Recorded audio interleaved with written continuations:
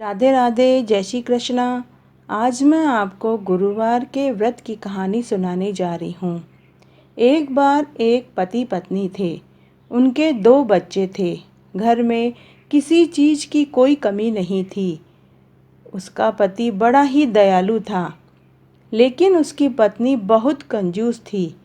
एक बार उनके घर के दरवाजे पर एक साधु भिक्षा मांगने आते हैं, लेकिन वो स्त्री उस समय अपने घर का आंगन लीप रही थी। उसने कहा, साधु महाराज, मैं इस समय घर का काम कर रही हूँ, आप बाद में आ जाना। साधु खाली हाथ चला जाता है। फिर 2-4 दिन बाद साधु फिर आता है। तब वह स्त्री खाना बना रही थी और उसके बच्चे खाना खा रहे थे। उसने फिर कहा, देखो महात्मा जी, मैं अभी भी काम कर रही हूँ, आप फिर कभी आ जाना। साधु फिर खाली हाथ चला जाता है। फिर 2-5 दिन बाद साधु महात्मा उसके घर फिर आते हैं। उस समय वह स्त्री कोई काम नहीं कर रही थी। साधु ने उससे भिक्षा मांगी, लेकिन वह स्त्री उस दिन भी कुछ नहीं देती है। तब साधु बोला, बेटी, आज तो तुम कोई काम भी नहीं कर रही हो, फिर भी तुम भिक्षा नहीं दे रही हो।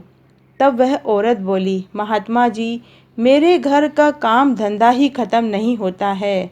आप कोई ऐसा उपाय बताइए जिससे मुझे कोई काम ना करना पड़े, तब मैं ज़रूर आपको भिक्षा दूंगी। तब साधु बोला, सोच लो बेटी, धन के लिए तो सभी प्रयास करते हैं, और तुम हो कि धन और काम धंधे के लिए मना करती हो। औरत ने कहा, मैंने सोच लिया।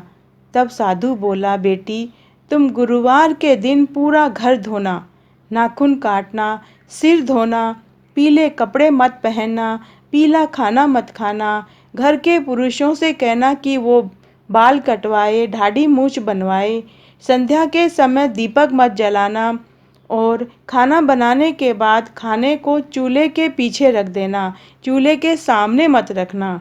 तुम ऐसा 5 गुरुवार करोगी तो तुम्हें समय ही समय मिलेगा, सारा काम खत्म हो जाएगा, और फिर मैं आऊँगा तुमसे भिक्षा लेने। तब उस औरत ने ऐसा ही किया।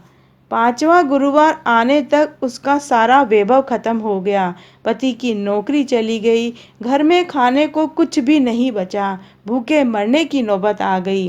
तब 5वें गुरुवार के बाद साधु वापस भिक्षा लेने आया। उसने कहा, बेटी, अब तो तुम्हें कोई काम नहीं करना पड़ता होगा, अब तो तुम भिक्षा दोगी। तब वह औरत बोली, साधु महात्मा जी, मुझे माफ़ कर दो, अब तो मेरे घर में कुछ भी नहीं है देने के लिए। तब साधु बोला, बेटी, जब तेरा घर अन्न धन के भंडार से भरा था, तब भी तुम कोई दान पुण्य नहीं करती थी। तब वह औरत रोने लगी और बोली, साधु महात्मा जी, आप मुझे वापस कोई ऐसा उपाय बताइए ताकि मेरा घर पहले जैसे हो जाए। मैं आपसे वादा करती हूँ कि आगे से मैं ज़रूर दान पुण्य किया करूँगी। तब साधु बोला, बेटी, लोग तो धन दौलत पाकर खुश होते हैं और खूब दान पुण्य करते हैं, अपना आगे का जीवन सुधारते हैं। चलो, तुम्हें समझ तो आई। बेटी, अगर तुम वापस से पहले जैसा पाना चाहती हो तो तुम हर गुरुवार का व्रत किया करो, पीला खाना खाया करो, पीला पहना करो, बिना नमक का खाना खाया करो, सिर मत धोना, नाखून मत काटना, संध्या के समय दिया बत्ती करना, सूरज भगवान को अर्घ्य देना और तुलसी का बिड़ला सींचना। तुम ऐसा 5 गुरुवार करोगी तो तुम्हारा घर अन्न धन के भंडार से भर जाएगा, और फिर मैं आऊँगा तुमसे भिक्षा लेने के लिए। ऐसा कहकर वो साधु वहाँ से चला गया। तो आज मैंने आपको गुरुवार के व्रत की कहानी सुनाई और गुरुवार के व्रत की विधि भी बताई। अगर आपको ये कहानी अच्छी लगे तो प्लीज़ मेरा वीडियो लाइक करें, चैनल सब्सक्राइब करें, साथ में बेल ज़रूर प्रेस करें ताकि मेरे आगे आने वाले वीडियो की नोटिफिकेशन आपको सबसे पहले मिले।